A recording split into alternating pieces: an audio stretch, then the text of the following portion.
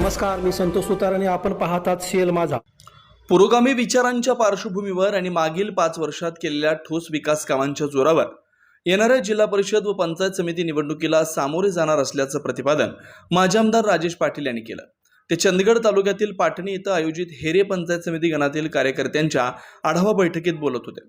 कार्यक्रमाच्या अध्यक्षस्थानी हेरे सेवा संस्थेचे चेअरमन महादेव प्रसाद होते.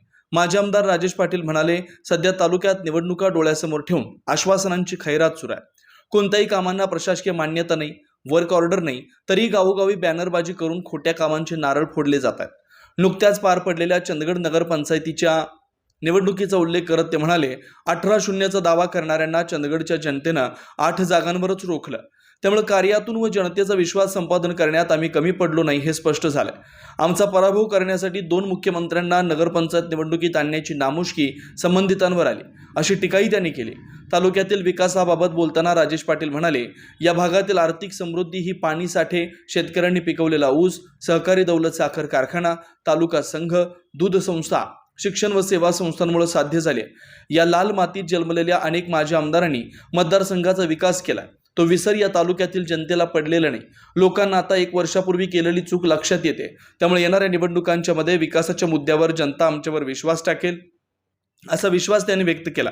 मतदारांना आवाहन करताना ते म्हणाले, कोणत्याही आमिषाला किंवा धनशक्तीला बळी न पडता स्वच्छ चारित्र्याचे, अभ्यासू आणि लोकांना वेळ देणारे कार्यकर्ते निवडून द्यावेत. यावेळी भरमाना गावडा यांनी राजकीय घडामोडींचा आढावा घेत जिल्हा परिषदेत 10 वर्ष केलेल्या कामांची आठवण करून दिली आणि येणाऱ्या निवडणुकांच्या मध्ये सर्वांनी एकत्र येऊन राजेश पाटील यांचे हात बळकट करण्याचं आवाहन केलं.